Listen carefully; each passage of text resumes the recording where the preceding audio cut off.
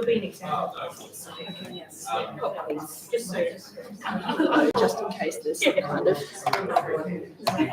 something. Stick.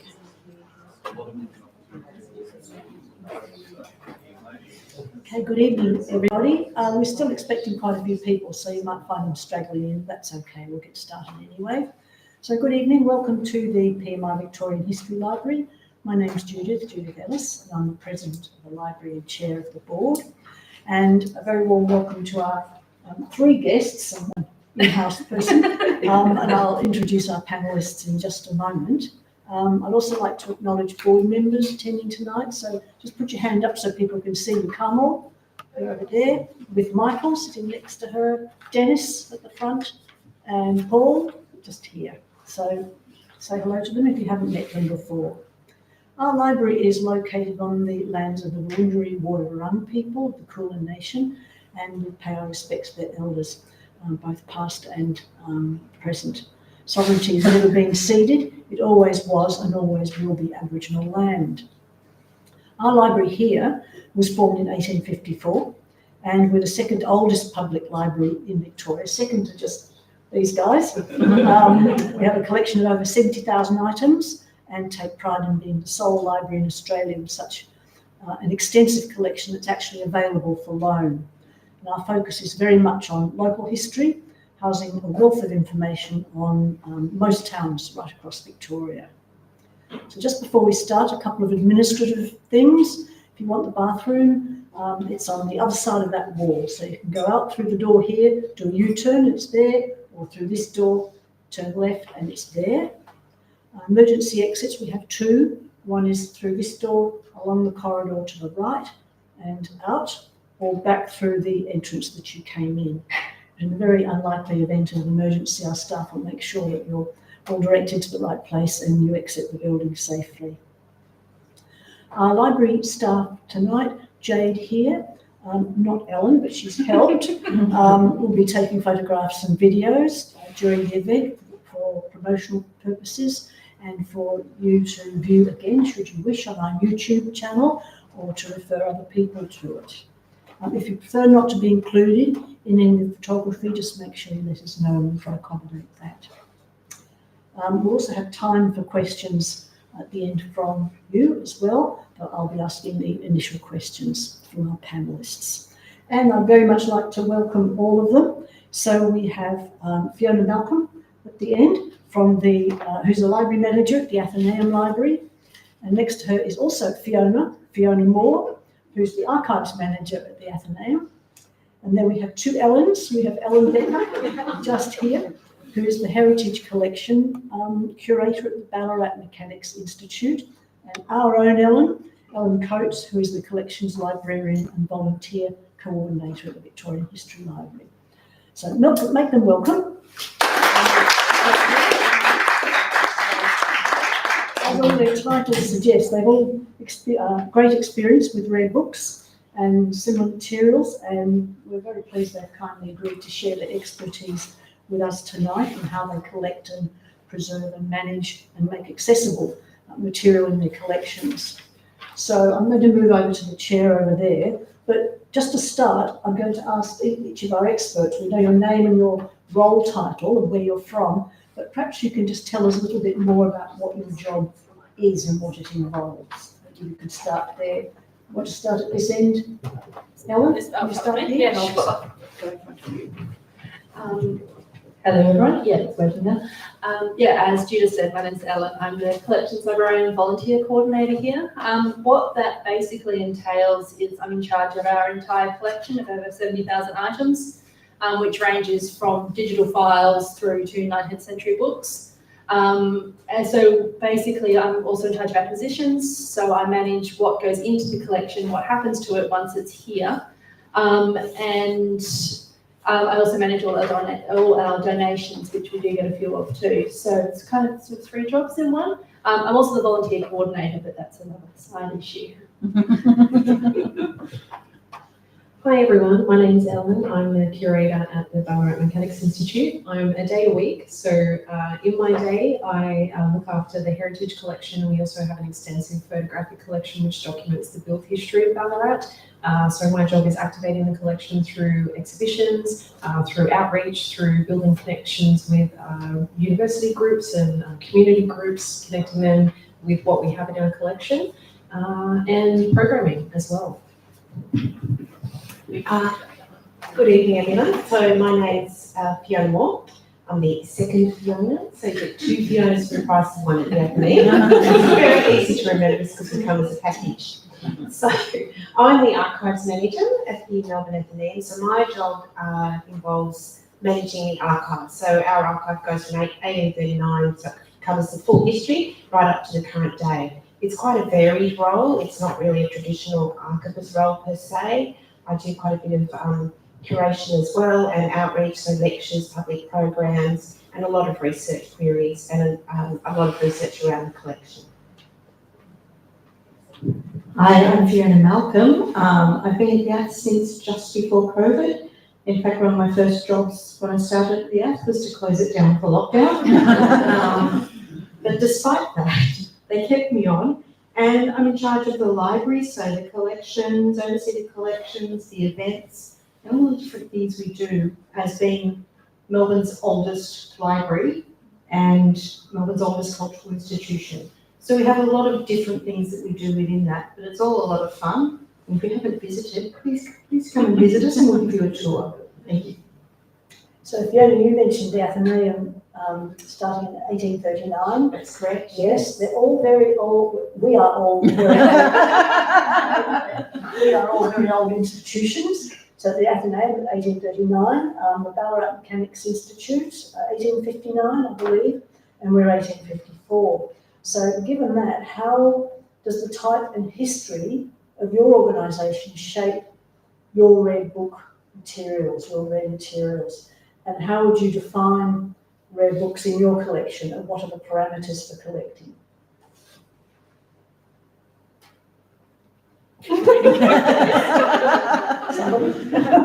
Well, I think probably between all of our collections, the common thing is that Mechanics Institutes are now rare. So our collection is intrinsically rare because there are so few Mechanics Institutes left, only a handful, unfortunately. There were once over 1,000 across Victoria. So we are the last bastions of Mechanics Institute collections. And these are books that people have been touching since 1839, 54, 59. That's quite incredible to have that connection to place, whether it's Melbourne, Prahran, Ballarat, and all the people that walk through our doors and utilise those books for access to learning when there was no other option. You guys are the first in Melbourne, and we're the first in Ballarat. We were the first place that people could go to have access to learning, have access to knowledge. So that's a pretty special thing. Yes. And I would add for the Melbourne Athenaeum, because we were established so early in the history of Melbourne and not that long after European settlement, what I have found, particularly with research that I've been doing quite recently, is that the tentacles are far and wide, and so many people involved with the Melbourne Mechanics Institute, as it was first known, have played very significant roles in the history of Melbourne and the history of Victoria. So I would also add to that that Mechanics Institutes, whether it be in Ballarat or Melbourne, they do play a very important part in the early history of the state. Yeah, it's certainly true for us as well, with Prahran in particular, because we were founded before the council, so the first council meetings were actually held in our original Mechanics Institute. Our collections are a little bit different from you folks because our really old stuff, the material we have that is contiguous to our history that we've had since we got it originally, since the 19th century, is our archives. So we've got archives going back to 1854. You'll see on display out there the letter from Governor Hotham agreeing to be our patron and from July 1854. We also are unfortunately missing our first minute book. So if anybody finds an 1854 to 1861 minute book, we would love to have it back. But we've got the minute books made in 61 onwards. Where we differ is we have very little of our original 19th century collection, unfortunately. We have lots of 19th century books, but they were acquired later. We had, through a series of various incidents, the collection fell into severe disrepair, and in the very early 1900s, we actually have a letter from Aeneas Gunn, who is the Melbourne Public Librarian, the husband of the Aeneas Gunn who wrote Way of the Never Never. Just saying that the collection is without exception in a filthy and neglected condition. So the good material was sold to raise money for the organisation and everything else was burnt. So unfortunately we think that probably included one of the Ferdinand von Mueller books that you folks have, because we have the record of it being given to the library in the archives, but we no longer have the book. And at the moment, the name of the auction house where the books were sold to is illegible. I haven't managed to decipher it yet, so I haven't been able to trace further than that, but one day, hopefully. We're actually very much in the same position. So although we have some books, it's only a handful. We don't actually have many rare books. Because the Melbourne Athenaeum is a functioning library and has been since day one, it's always been deaccessioning books. So a lot of them have just been lost over time. So, for example, the first books that were donated by Henry Gisborne, who was English, he was working here in Melbourne, he went back to England, died en route, and then donated his books to us. None of them are in the collection anymore. So, you know, you've got some very significant material that has been lost over time. How do you define rare books in your collections, and how does that frame ongoing collecting? For us, we use rare book. It doesn't have to be old. So you'll see on our displays up the back, we have quite a lot of new rare material. I know that feels like a contradiction in terms, but rare for us is basically anything that there's not a lot of it. So it's rare by definition of it's just not significant numbers of it available. So really, really small print runs. Our entire zine collection. So we've got hundreds of zines, which are really, really small individual publications, and you'll see a whole selection of them. My favourite is a COVID zine that's called Fuzzy Robes and Despair, which I just think perfectly encapsulates that particular time period.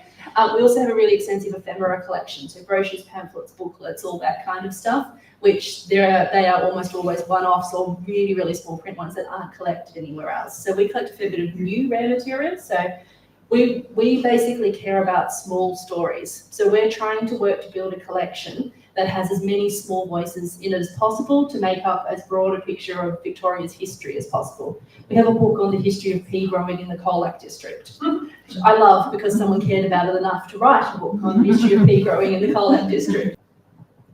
I actually didn't realise that you guys didn't have that from the 1800s. I'm so sad. I'm also happy because that makes our collection of the Ballaarat Mechanics Institute even rarer, because that's interesting. We still have a functioning lending library, but we, at a certain point in the early 2000s, there was a demarcation between the active lending library and our rarer books and our historic collection. So if you walk into the Mechanics Institute, you can get into the building which we've occupied for about 100 years, which is the former mining exchange where the Welcome Treasure Nugget was put on display. Very fancy.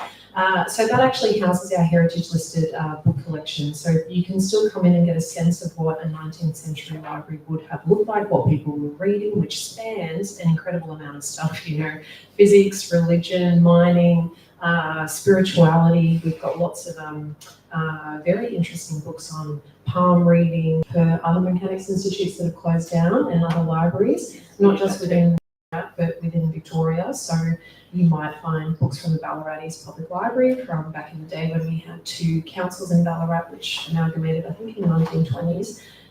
So we took on the Ballaarat East Public Library collection and the parenting and children's collection and all these little collections that you never would have imagined existed. We're kind of a little orphanage, a little haven for those books, and they're in our heritage library as well. So that makes them quite rare to get a real sense of what people were reading at that time, and separate to our current collection, which you can go in and actually borrow.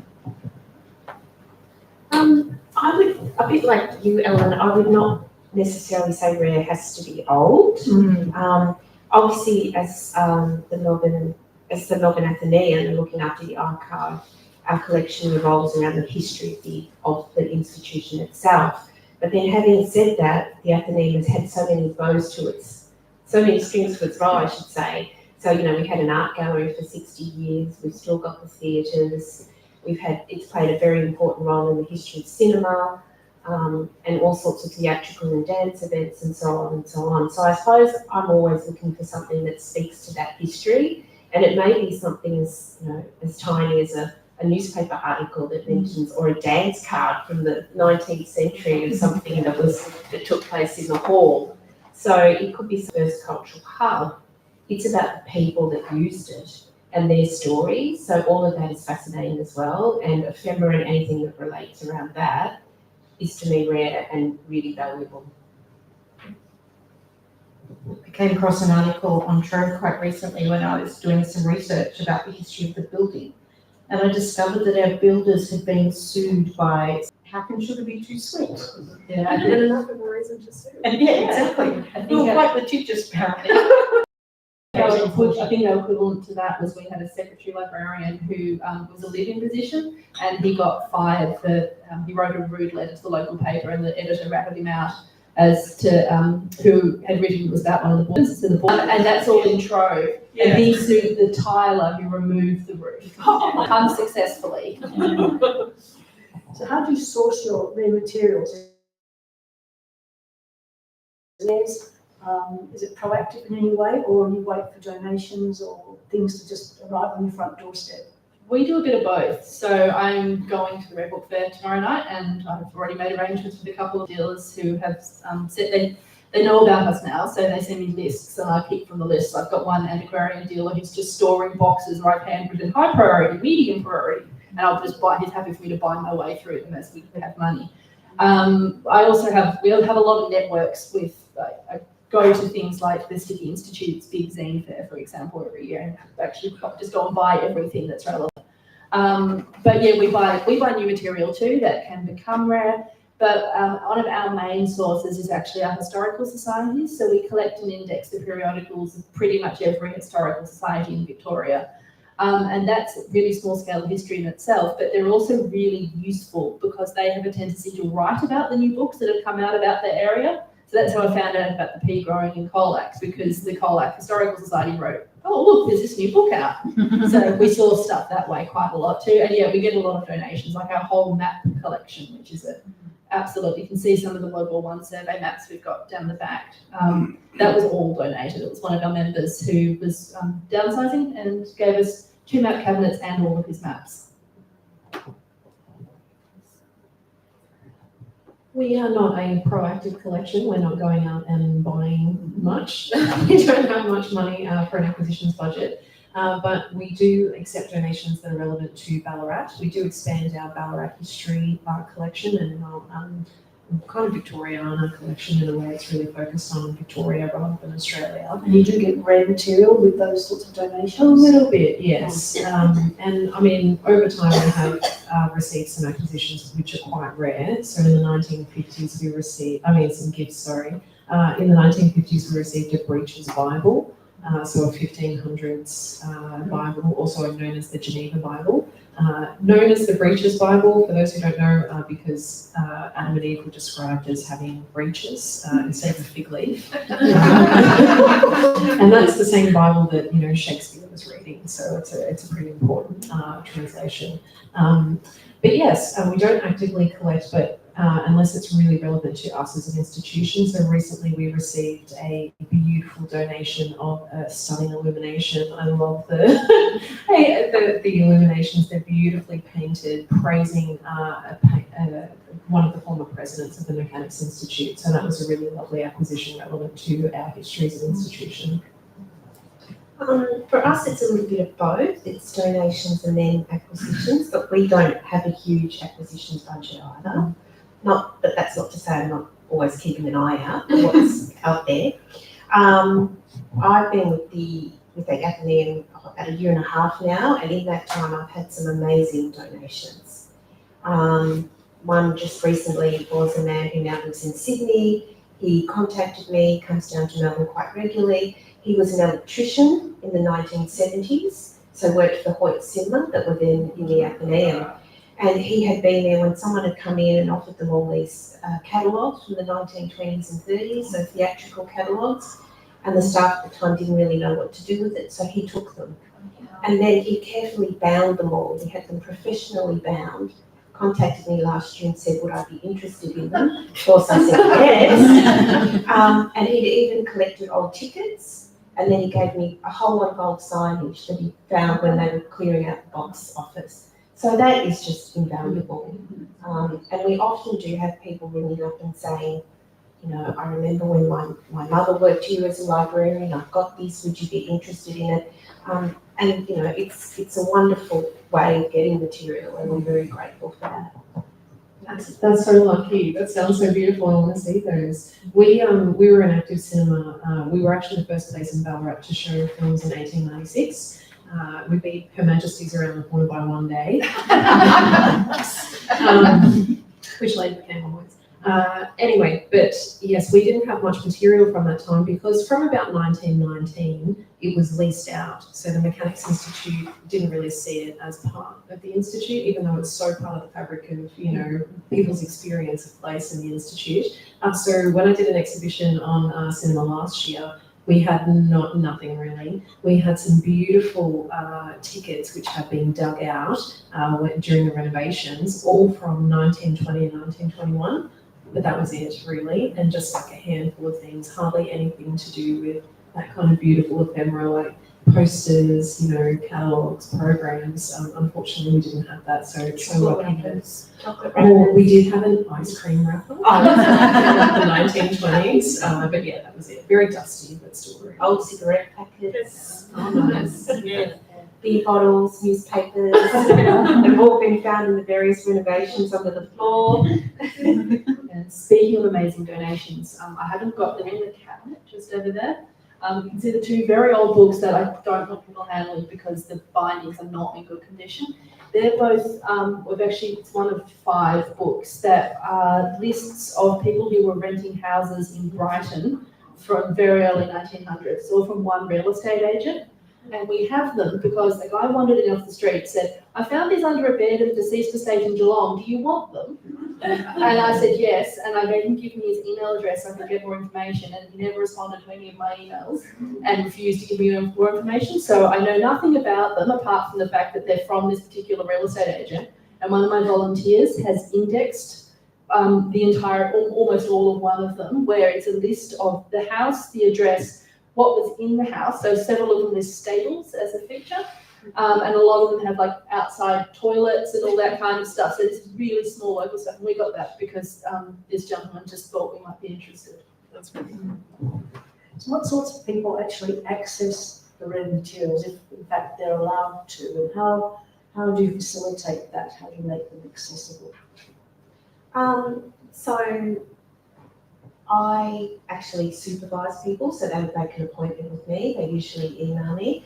And it's a really wide variety of people. I get a lot of academics. I get a lot of people. I would probably say that a good 99.9% of the research questions I get are around the Athenaeum Art Gallery, because it went from 1910 up to 1970, and the who's who, basically. You would pretty much say who didn't exhibit there.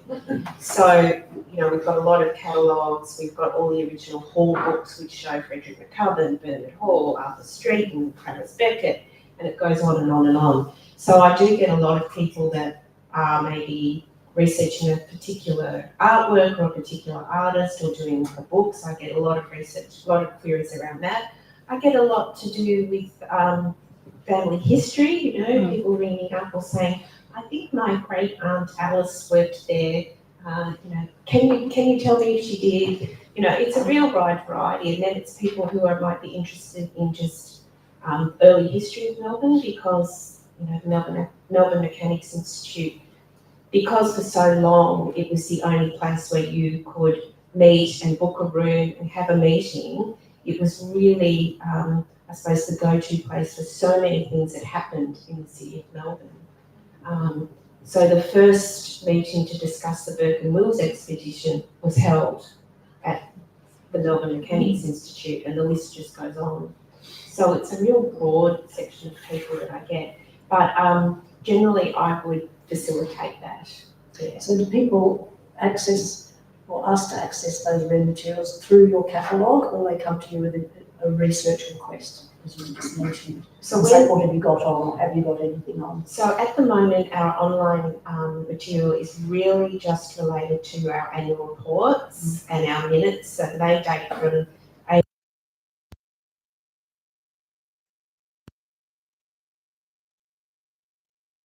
of the collection online at the moment, but we were very fortunate 3 years ago to receive a PROV, Public Records Office Victoria Local History Grant, and that was to digitise the collection. So one of my big projects at the moment has been cataloguing, because the collection is not catalogued, and it's cataloguing, and I bought a separate collection management system to do that, as well as the digitising. So in the next year, I'm hoping to basically go live with that catalogue via the Athenaeum website.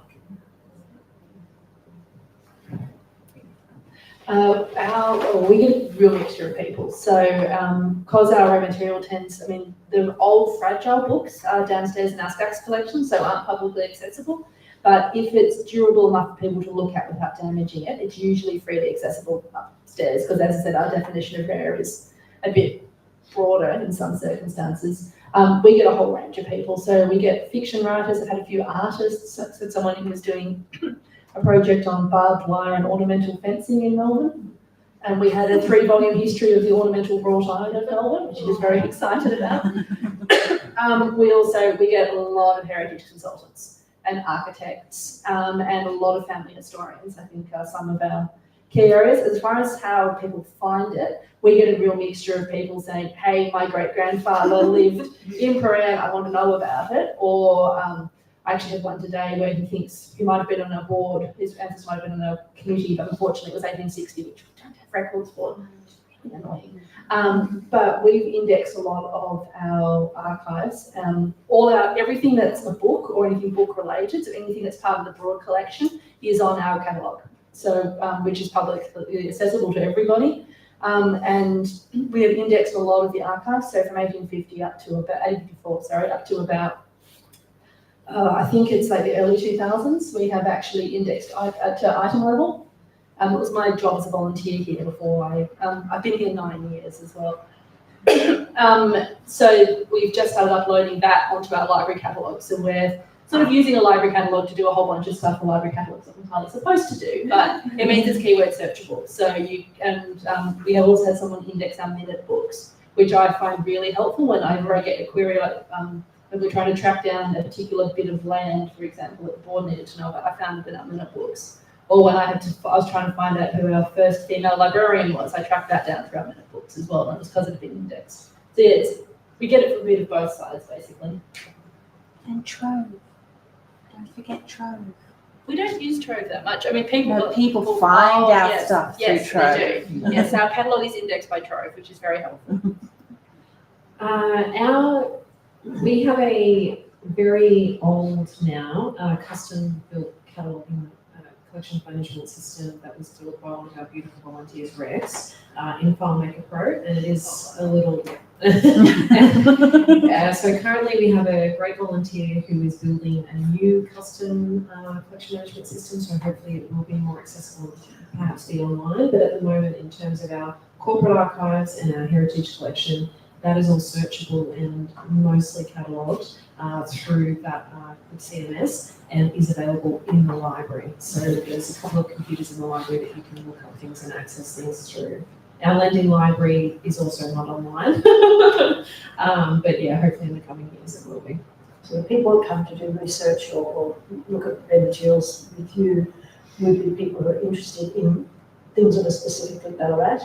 Yes, generally. And we'd love to change that because we do have a really rich corporate archive especially. So I would love to really get people's attention about the gems that are in there, particularly to do with entertainment history, because we were one of the main theatres in Ballarat and cinema history as well.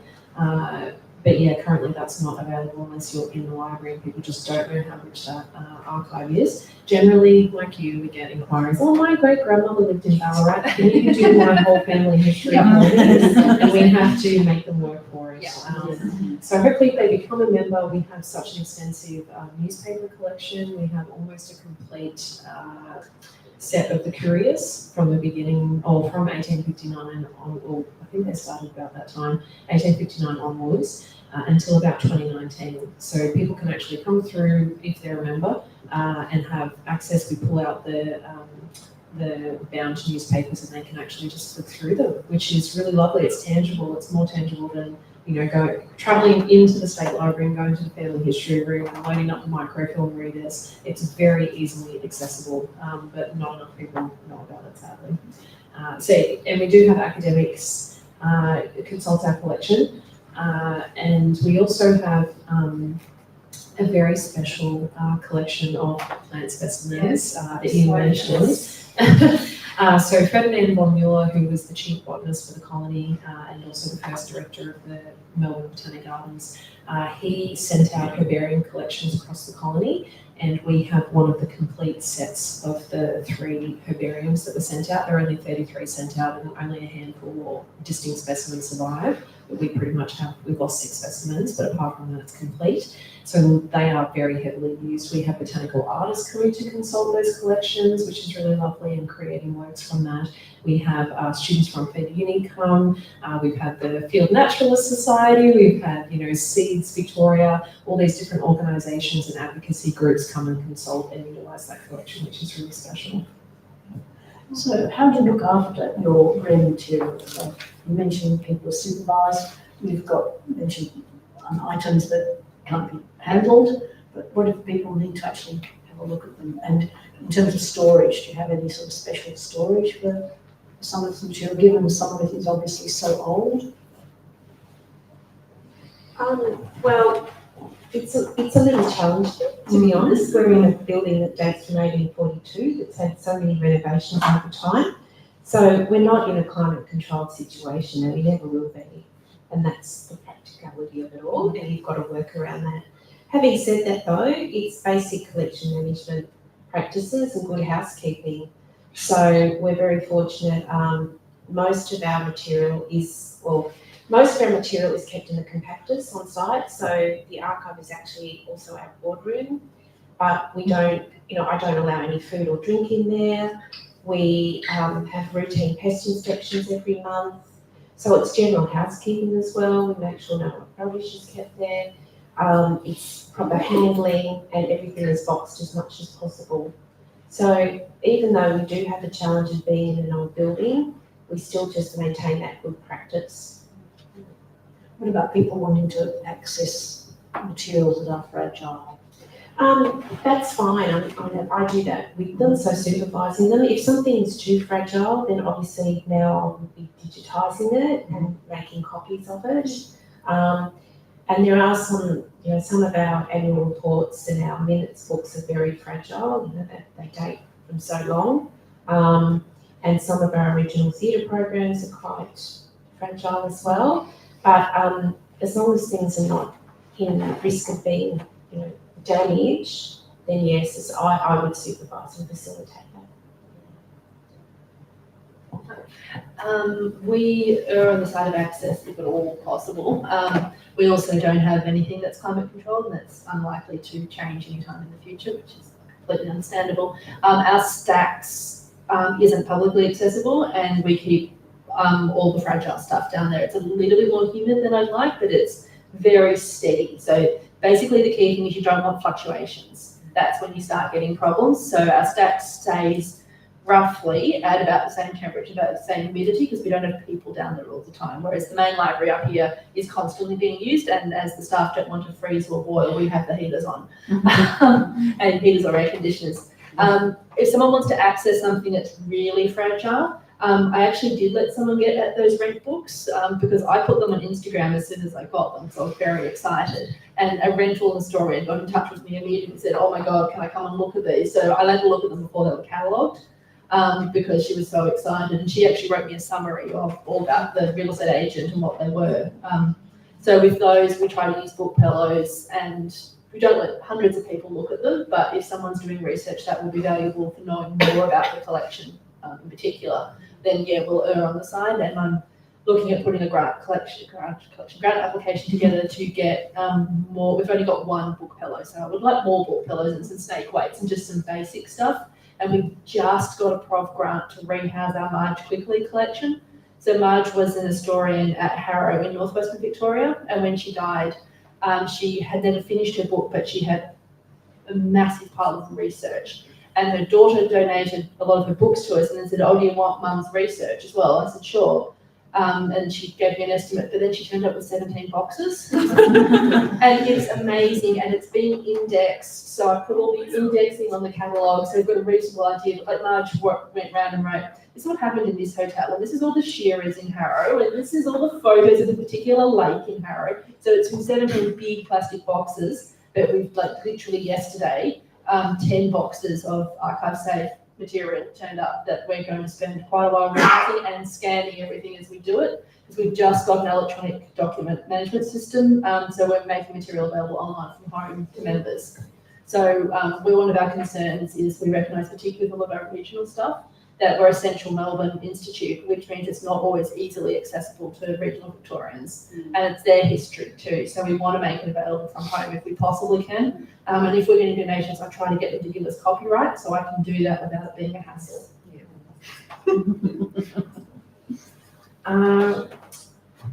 We don't have an ideal situation either at Ballaarat Mechanics Institute. The Von Muellers are housed, we had a lot of conservation work recently done on them, so they're now in Solander boxes, and Greenway Conservation Services did climate checking on those, and it doesn't fluctuate too much, but it does fluctuate a bit in our heritage library. We do have UV filters on the glass, beautiful glass skylight, come visit.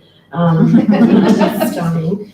But yes, especially in summer, we do have, not ideal temperature fluctuations, but to have a climate controlled environment for those objects will cost a lot of money. My biggest sadness is that mixed feelings. It is publicly accessible. You can just walk into our heritage collection and ostensibly you can just take a book off the shelf, which is not ideal for me as someone with a museum studies background. But it's also the beauty of the collection that people can do that we do have that public access. And if we close that off and people weren't able to touch those objects, it would really just be our members accessing that space, because it is an attraction. Being able to inhabit and feel like you're in an 1800s library is a really special experience. So with some cost, there is a real benefit, a tangible benefit to that. And, if we die as an institution, no one's going to be able to touch those objects. We do have volunteers who look after that collection. I'm only a day a week, so they do most of the work. So they've been taught by Greenway some techniques for supporting some of the books that have weaker spines is the main issue with the books in our collection. So they build little acid-free mounts for those books to support them and to ease access when you're pulling them off the shelf.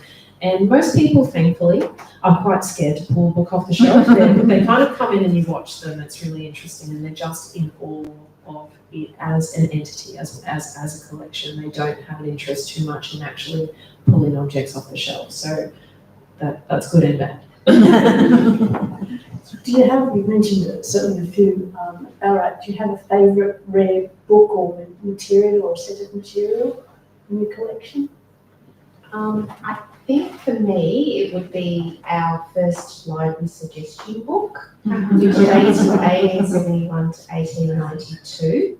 That's what I was going to say. Sorry, that's like something else. It's not saying the sugar's too sweet or anything like that. No, almost. It's hilarious, and the first time I sat down and read it through, I was just in houses laughing. I mean, one, it's a fabulous insight into what people were suggesting they buy, and that's quite varied from shipping news to art history to religion, travel, but it was also a chance for people to provide their advice on how the library should be better managed, and in particular for the comfort of members. So towards the end, when you get to about 1893, there's this member called Mr. John White, who was a regular contributor to the book. And It was Karen. Yes, he was an early Karen in a big way, because numerous entries from 1893 onwards, I think about 3 pages are Mr. Like a serial pest at this point. Yeah, Mr. White only.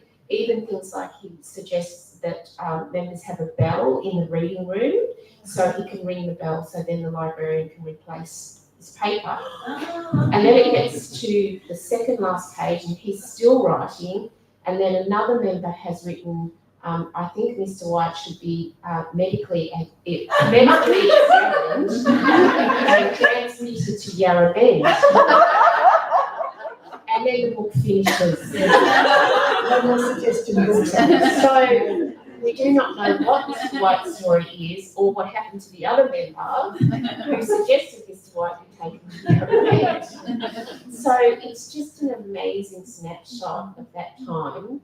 And it also makes you realise that people really haven't changed. Yeah, Mr. White was very fussy about who could and couldn't sit in front of the fireplace. That's right. He, in the Yes. beautiful chairs, he was Very, very concerned about the terrible habit of people putting their feet on the chairs. That people I agree with Mr. White. people should only spend 15 minutes in front of the fire, and that there should be a grate. And the list just goes on. We have, I'm so glad you said that, we have a ladies' suggestion book. Oh, So ladies weren't allowed to be members at our institute until 1951, which is very late. I thought we were that. Sorry. But ladies have always been part of the institute, even though they couldn't become members. We had a ladies' reading room, and they could kind of become these like weird half members, because we're half people. So at least it was cheaper. But we have a ladies' suggestion book, and it's very funny. We've got some correspondence relating to this suggestion book. It is sealed shut because of some naughty things that were written in there. And so I've very carefully, obviously haven't wanted to rip it apart, but I very carefully peered in, and it says, excuse my language, but it's like, we will not speak shit about boys. They are effing stupid. Like, this is in the 1870s. So, you think women are all delicate, but they were bolshy, they were incredibly strong, and I love that. So we're in talks, hopefully, to get a conservator to unseal those pages, and I cannot wait to read them. I'll make sure that we invite you back again next year. we're all going there to watch the openings. Definitely videoing it. Yeah. We didn't have a suggestion, but we do have the letters of our secretary librarian from the 1990s, who was an amazing person who helped get the collection specialised in Victorian history, but he was very interested in collecting some very specific stuff. So we have a lot of his letters. He wrote to the Danish consulate to see if we could have a book about bikes. And we have a letter from him writing to the ABC, telling the ABC that they should put on a documentary about Columbus. Because he could. I think my favourite thing is sort of a bit of a tie from the older stuff. I actually haven't put it on display this time because I pull it out every time we have an event. But we have the original invitation for the opening of our building from 1857, and it's printed on silk. So we had no idea this existed, and then in about, I think it was 2014, it was just after I started volunteering, before I started working here, we had an engineering company from New Zealand rang us and said, we found this in a drawer, it's in 3 pieces, would you like it? We said yes. And we then paid to get it conserved, and it's housed in its own box. But it's the full rundown of like the opening of the building. It's January 26, 1857. Opening of the first building, everything that was performed, and for the 200th anniversary of that, 170th anniversary of that, which is in a couple of years, I want to restage the performance, which I think could be a lot of fun. It will, I think, conflict. Oh no, not quite with that. It's also the 200th anniversary of Mechanics Institutes in 2027, and we're both on the committee for the organising celebrations of that. Of my recent stuff, it's actually a slightly funny one. When COVID happened, I recognised it as this is history with a capital H. We were around for the 1915 pandemic, so I wanted to, 1919. So I wanted to see what we had. We had books written about it, but we only had one letter in our archive, and it wasn't anything interesting. It was just about we need to quarantine some books or something. So I wanted to make sure that we collected everything we could get on COVID. So I kept all our signs, so every distancing sign, every QR code, everything. We've got all of that. But my favourite is actually on display out there. When I got vaccinated at the Melbourne Showgrounds, I kept my vaccination sticker So this is like the minutest of ephemera that they were stuck to the handrails on the floor. And, Yeah. I put it on my flyer that had information about it, and it's now in our ephemera collection. So, and it's keyword searchable in our catalogue. So if you look up COVID and vaccinations, you'll find that we do a lot of contemporary collecting. So this is collecting the now for the future. My favourite object, apart from the von Muellers, because they're an elite of their own, they're so beautiful, almost 200 plant specimens. But in the 1860s, we almost went broke. We renovated, we built a beautiful facade at the front of our building, 4-story facade that's there today with a beautiful statue of Minerva looking over Sturt Street. But then the mining crash happened. So unfortunately, the Institute was heavily in debt. And so the ladies, of course, organised an art exhibition, and we had a series of art exhibitions over the course of the 1870s, and one of them had a really big art lotto where we sold over 10,000 tickets, and we still have the original lotto boards. Yes, they're amazing. They're so cool. So we have these beautiful, imagine like a huge standing globe, and then we have a small one as well because the lotto was so popular, but instead of the world, it's navy blue with stars on it. It's really beautiful, and it's supported by a cast iron stand. They're both freestanding, and then inside you have these little canvas bags, and inside the canvas bags you have these hand stamped wooden balls for the lotto. So it's just I love it every time I look at it, and every time you pull it out and you pull out one of the little wooden balls, people get so excited. I doubt there's still 10,000 there, and if one goes missing when I leave, I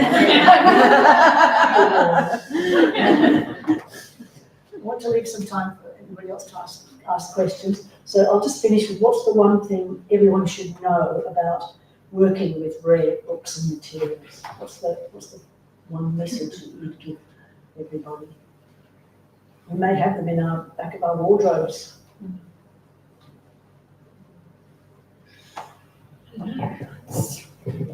Don't throw it out. That's a true archivist talking there. Yeah. Not to say that you should become a hoarder, but just just find a home if you can. Yeah. Because then, even though you may think this is really esoteric and no one is going to want it, you'd be surprised. You never know.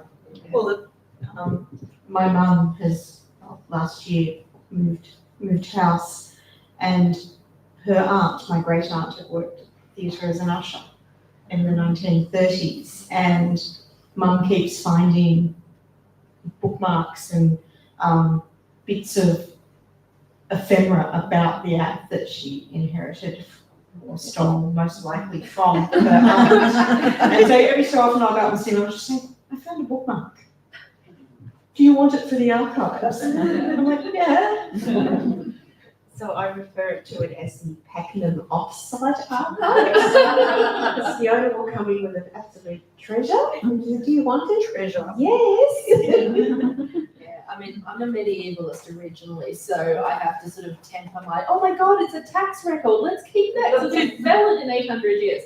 I think my biggest takeaway is that rare doesn't always have to mean old. Like old rare material is really important, and we have a lot of it, but rare can be really new.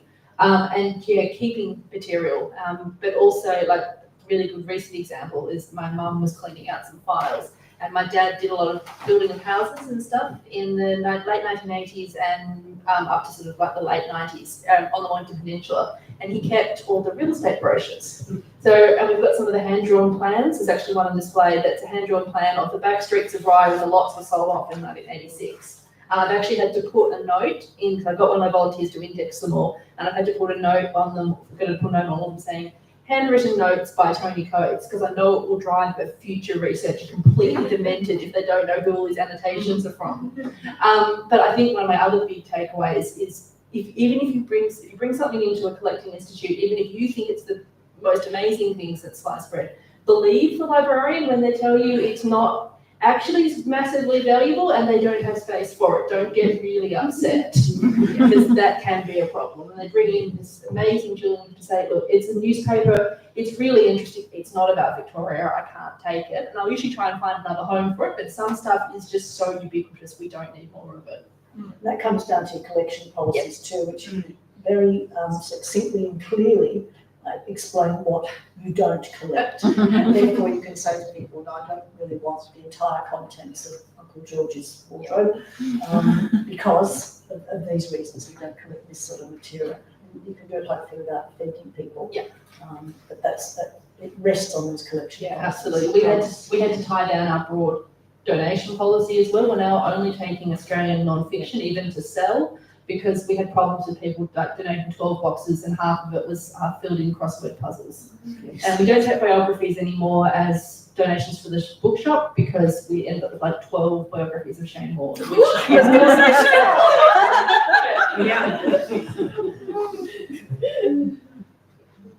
Any other single messages anybody would like to add? Okay, questions, comments? I have a comment. I'll go first today.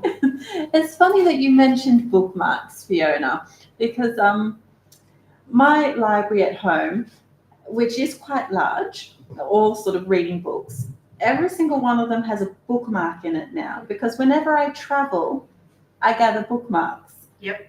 So it's a good piece of ephemera. I love bookmarks. And I'm glad to hear there's some in the arts collection. There's quite a lot actually. All the librarians over the years have kept them and collected them in books. And one was found just last year. It was a receipt for someone's mortgage from about the 1930s, and it had just been paid out. So it was a receipt for them completing their mortgage. Yeah. And this tiny thin piece of paper, and it was found in a book. We have some beautiful bookmarks in our corporate section, and they have advertisements on the back, so you can see most of them are for a glasses business, which is really cute. But yeah, recently we have regular book sales, we get donations and we sell books as well. And a book that I bought had an itinerary of someone's whole London trip, and it was a really cool trip. They were going to like all these amazing museums and collections and libraries and cool stuff to see. So yeah, I do love those little pieces that you find in books. Yeah. We have a folder of themes found in books that I keep. One of them was a letter begging the author to give them money. This morning, though, I actually had someone buy Bodan's Discoveries from our bookshop, and he opened up and found a CD-ROM of Jane Fonda workout videos.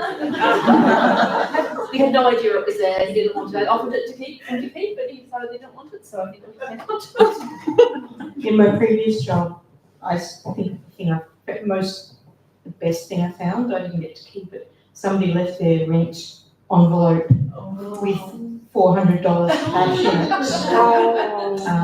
But we were very honest and tracked down who it was and gave it back. Oh, bless. I kind of went, why would you use an envelope full of money in a library book or as a bookmark? When we were used to finding $10 notes and $20 notes, apparently there are people who can afford to use a $20 note as a bookmark.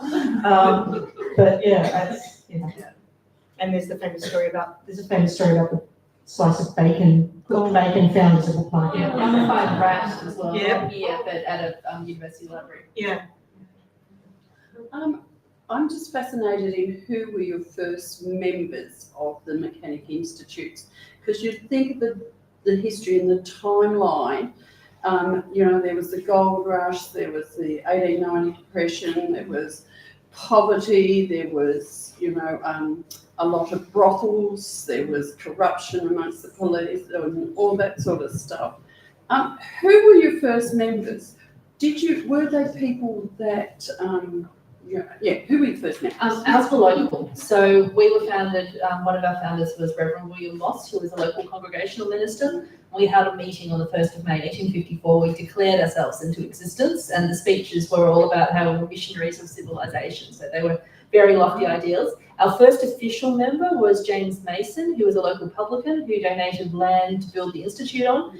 He said it was being philanthropic. It was also just a complete coincidence. It was right opposite his pub. So when people came out of the Mechanics Institute, they went to the pub. So it tended to be, for us anyway, it was the local notables. So we had a doctor and local town planner were our three original founding committee, trustees technically, and Frederick Thomas Sargood, I always get this wrong, he was the father of the Sargood who built Ribbon as well. So it's all the local worthies who were on the board, and apart from that, Mechanics Institutes were founded as community organisations, so it tends to be the community that were the members, for us anyway. Same with us as well. So our founding president was John Dustin Humphrey. So for those who don't know, if you've heard of the Eureka Rebellion, you've probably heard of Peter Lawler. He's boring. John Dustin Humphrey, much more interesting, chartist, very political, pacifist, did a lot for the community.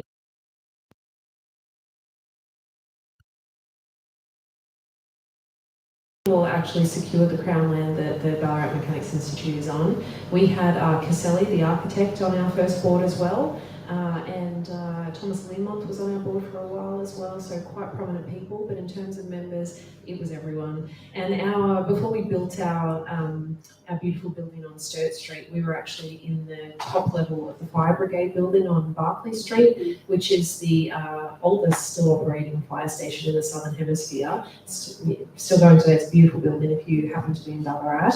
But people, the way that they describe the Institute when it first opened in that Fire Brigade house, it's beautiful. It's like you walk up the stairs and there's 9 gas lamps and there's 3 burning fires. So it's not just a place of learning. They were real community hubs and refuges. And if you look at pictures or etchings of Ballarat at the time, it was a bloody wasteland. Like there's no trees. By the 1890s, there were no trees in Ballarat, and I mean that.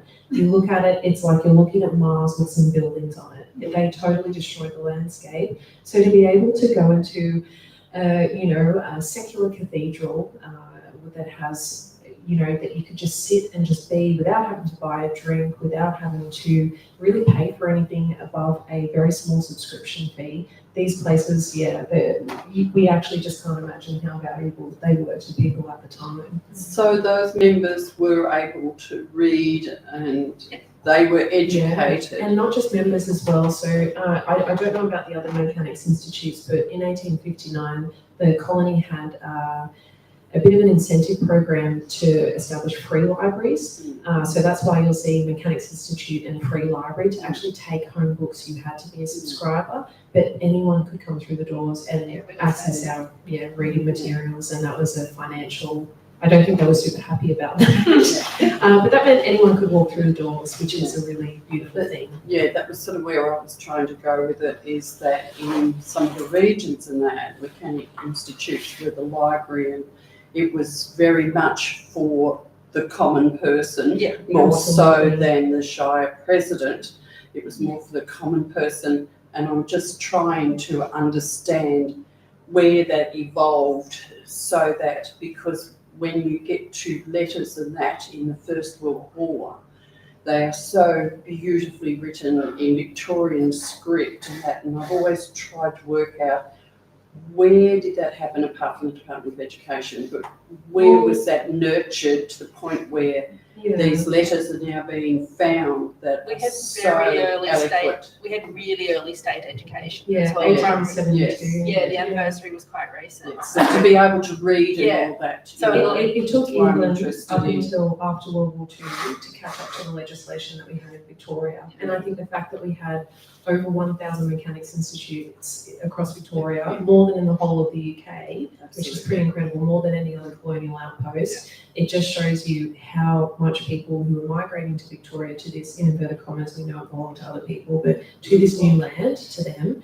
they wanted to establish a new society. They didn't want to just import those old inequalities, and there was such a focus and emphasis on the power of education for everyone. So the fact that we passed free compulsory education for boys and girls up to the age of 15 in 1872, it shows how radical the people were at the time and how much of an education state. There was also there was also a bit of a temperance bent with mechanics institutes. So some of them, some of the people founding them, the idea was if the working people went out at the pubs, that would be better, so let's give them something to do. So I mean, that was where it's what you yeah, exactly. So it's more of a case with the UK ones, but there was a bit of paternalism as well. But they really did become community. There's no central organisation at all. So each of these mechanics institutes was founded by the community for the community. There's still a couple of hundred that still do something. Mechanics Institutes Victoria is kind of an umbrella body that looks after them, but sort of provides connections between them. And there's 5 that have professionally staffed lending libraries. Thank you. Thank you very much. Oh, Did you want to? Yeah, so we're slightly different in the sense that we were the first cultural institution in Melbourne. So our founding committee was very much the great and the good. So we had La Trobe as a patron, we had John Faulkner as a member, we had Redmond Barry as a member. So it's everyone who really was involved in the early history of Melbourne because there was nothing else there, so they all wanted to be involved. George Arden, Thomas Strode, we had very strong connections to the first newspaper proprietors and publishers. But then that changed over time, and this is very much with the Mechanics Institute movement, and it also happened in Great Britain, where they started out for the working man, but then they kind of got hijacked by the middle class, and they became sort of like private clubs. So we had a bit of that, and that's why our name changed from Melbourne Mechanics Institute to the Athenaeum in the 1870s, because the Committee of Management recognised it was no longer really functioning as a working man's college, as for self-improvement and self-learning, which is what they had started with. It had become more of a general library. And this is very much reflected in the type of material they were acquiring, because fiction went through the roof. And that's not what they wanted when they first started. They had bought all these science books and useful arts books and mechanics magazines and so on, but actually everyone really wanted fiction. The other thing that was really, really popular, and I think the bulk of people who joined the Athenaeum, particularly in its first sort of 50-odd years, and even in World War I and World War II, when you look at the reports, it's fascinating to see how people's reading habits changed and who was joining and who was leaving. And we even sustained the Golfers because we've been there for every major, historical account in Melbourne really, and Victoria. So the reading room was so busy. It was stocked with newspapers like you wouldn't believe, and you'd have people coming in all the time. So it's very much changed over time, and we've had a real wide variety. But when we first started out, because it was the only cultural centre, everyone was involved because it predates the public library. And we also started with that very traditional Mechanics Institute. So it wasn't just a library, we had a museum, we had an art collection. They were trying to acquire everything. So it was this kind of centre of learning for people. Yeah, we had a philosophical apparatus, etc., which I have never worked out what they meant by that. Thank you. Sorry, a lot of Australia's history centres around Ballarat. Would your institution have much material on the 1854 Eureka Stockade? It's a great question. Yeah. Sadly, no. Oh, Apart from John Gusson Humphrey, who was a big advocate for the miners, so we've got a lot of correspondence related to him, but from 1859, so 5 years later. We do have a first edition copy of Carboni's book on Eureka, so that's one of the only first-hand accounts or comprehensive first-hand accounts of Eureka. But yes, unfortunately, we don't have much material related to Eureka. Year did the Institute move into your current building, the mining building in Ballarat? So we didn't move, great question. So initially we built a 2-storey building on Sturt Street, and then eventually acquired the shops in front of us and built the 4-storey facade on the top 2 layers and the basement. And that's what centres were. And once the mining exchange moved to, if anyone's been to Ballaarat, there is a stunning building on Vidyard Street, beautiful. If you ever, Photo Biennale is coming up, they usually do an exhibition in that space, it's amazing. When they moved over there, we started renting that mining exchange, and then we bought it in the 1930s. So it's oscillated as a library or a reading room. Our library's kind of shifted around the building to different places, but from about the 1890s. So the next part of the question is, because you've got the statue of Minerva on the top, Yes. I just happened to be in Ballarat yesterday and went into the library, believe it or not. I'm wondering if there's a connection between having Minerva on your building and the Athena connection with the Athenaeum. We slightly predate, sorry. Yes, exactly. If you look at our beautiful facade, it was built in 1869, and yours was in the early 1870s. No, 1880. The facade. 1880. So 1886 was the three-story building that it is today. And Athena was installed in, I think, around about that time or just a little bit after. And if you look at the architecture, it is a little bit similar. So I like to say that the Athenaeum copied the Mechanics Institute. Fun story on that, we had a cinema. So yes, we were the first place in Ballarat to show films in 1896, and we had a lot of travelling exhibitors, which was kind of the format of cinema for the early years. But from 1919, we were a fully operational cinema until, on and off a little bit, but until 2004. And the first iteration of the cinema from 1919 till 1950 was the Britannia, because they thought that the statue on top was Britannia. Sadly, it could have been. We're now called the Minerva Space. Our old mechanics hall is now called the Minerva Space, so we've reclaimed that a little bit. Dennis? Just looking at the photograph behind you, to what degree do you collect plans and photographs over the history of the... Well, that's definitely from our collection, because that's my hand on that Yeah, I side. thought I recognised the ring. That book's actually out there. So that's the Marholtz plans from South Melbourne. So we got that because the engineering company that had it donated it to the Port Phillip Libraries, and they already had a copy. So they gave it to us. So it's a really, they're fascinating. I can show you one who's interested, but they're fascinating insurance plans. So whenever anything changed, they just cut out another bit of paper and stuck it over it.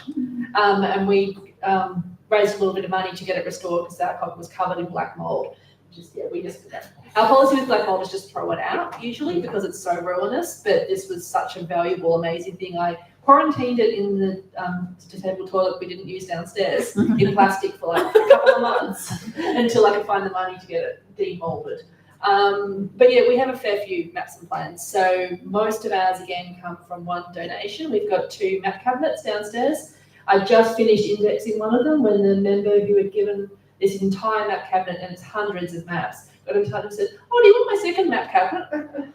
Yes, and it's been, I haven't finished indexing them either, but so we used to not, but between those 2 donations, a couple of our big map books, and we have a lot of maps in the ephemera collection too, so really little local maps. We don't have plans, we have a couple in our archives, so we've got plans of this building in our archive, we've got plans of our old building in High Street in the archive, we've got plans of our original shops in Chuckle Street, including one incredible 1970s one where it's a layout of windows all done in purple. And we also have 2 big plans of the extension to Paran Tech that was going to be the girls' school that was never actually built, but they're all hand-coloured and very pretty. So it's an imaginary plan at that point. We don't have a too big map and plan collection. We do have plans of the Ballaarat Mechanics Institute, and we do have some scattered maps which aren't very well coloured at this stage. So we often direct people who are doing that kind of research to the research hub that is at the Eureka Centre, because that's operated by Prov, so they have a lot of those plans. But we do have our incredible photographic collection, Max Harris collection, which is a real great document of the built history of Ballarat. So when people are researching shop fronts and what Sturt Street and Main Street and Bridge Street look like, our collection is absolutely invaluable. And unlike the rest of our collection I didn't mention earlier, it is actually available online. So if you are doing research into Ballarat, not super well catalogued. I reckon AI is going to hopefully help with that in reading photographs and enriching our description of those in the coming years, given our limitation of resources. But yes, if you are researching old shops in Ballarat, the collection is amazing. And I love, in the past I've shared images of that, and I go to the building today or the site today and I take a photo so people can compare what's there today and what was there in the past.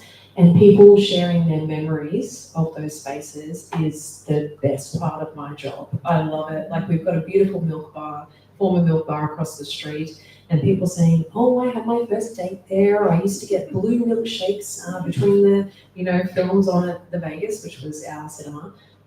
So yeah, it's incredibly beautiful, and there is no Ballarat museum. Sovereign Hill does have an extensive Ballarat collection, but it's not really as accessible as us, I reckon. So yeah, special.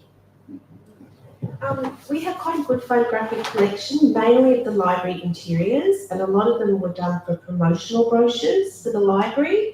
So they're a fascinating insight into how the library changed and the setup changed. So we've got some great ones from like 1918, which show a beautiful dedicated ladies' table. We have a very strong collection of plans around the Melbourne Athenaeum, and because the building itself, was dated from the building we're in now is 1842.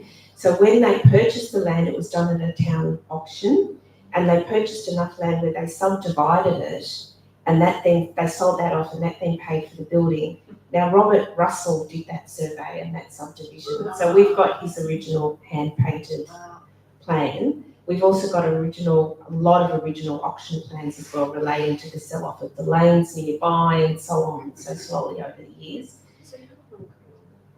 No. Oh wow. Okay.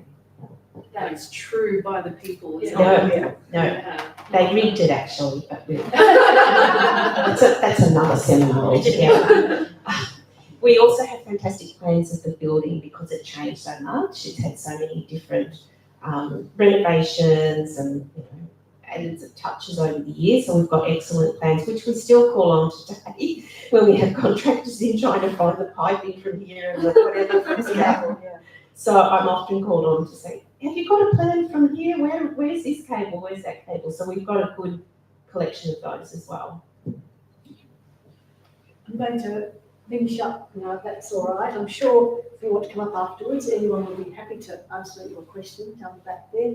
I hope, like me, you found this from our experts here, our specialists, both informative and engaging and actually entertaining too, I must say. So Fiona, Ellen, I'm Judy. Thank you so much for contributing to this discussion tonight. It's been fantastic. We've got a small gift as a token of our appreciation, and please thank them.